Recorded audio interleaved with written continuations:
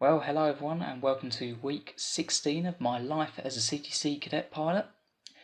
This week we're going to do something a little bit different because not really much happened in week 16.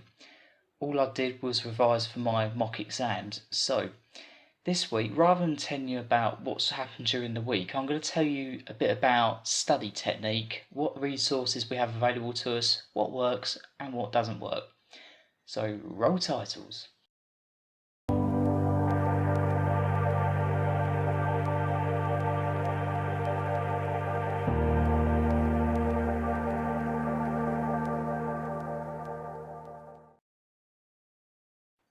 So a little bit about study technique. So what have we got available to us? Obviously we're in CTC, usually 8:30 till about 4 o'clock, depends on what instructors we've got. That's usually 5 days a week, Monday till Friday.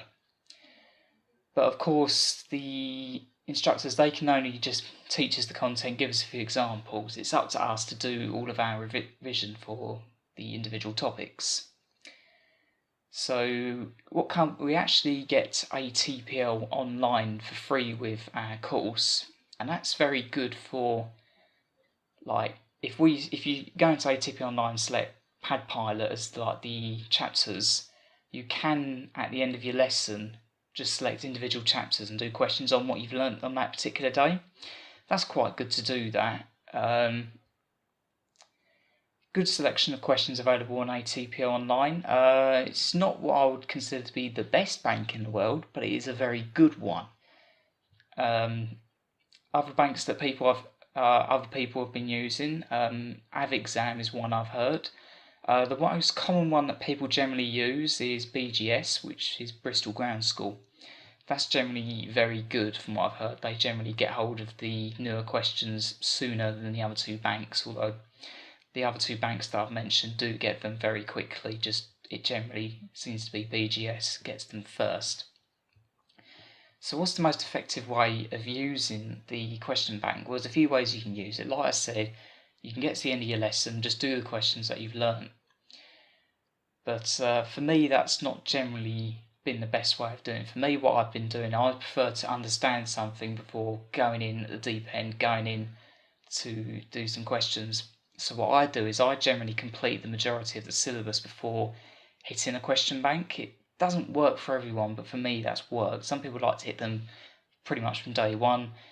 I personally like to hit them relatively late. Sometimes for some subjects I probably only do about 4 or 5 question papers before doing the real exams. But that's because I want to understand the subject before hitting the question bank. So even though I don't do a lot, what I do is very effective. So for me, for my technique, I think if you're doing modular and you've got an unlimited amount of time realistically to study for your exams, the best thing you can do is write up all your notes and try and work out what's going to be in the exam, what you're good at, what you're weak at, and then target those areas. Only problem with an integrated course is it's so intense, it's not really realistic to write up all your notes.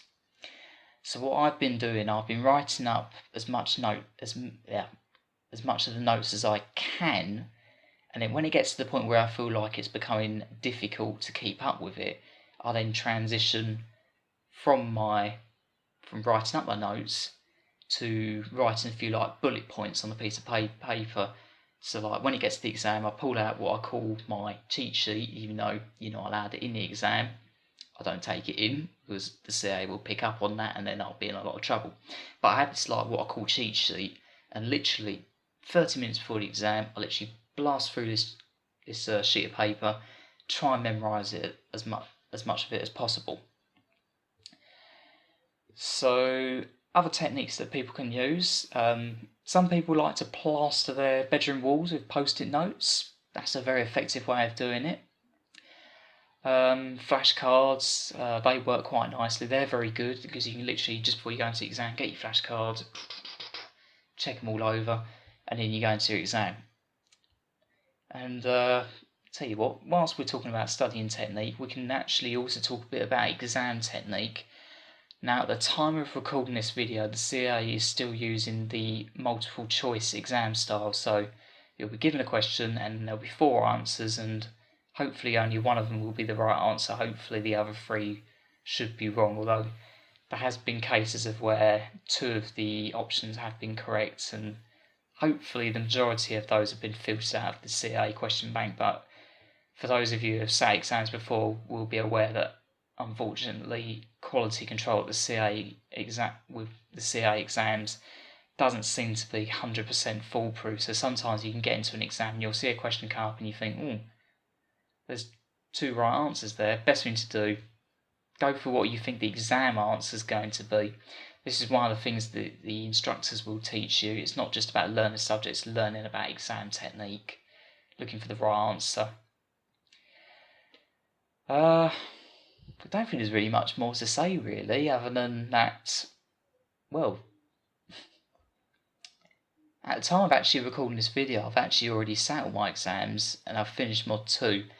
Now the reason why I'm recording this so late, in terms of time, is that there really wasn't time for me to record at the end of Mod 2. Stress levels were very high, time was at a premium, there was just none available.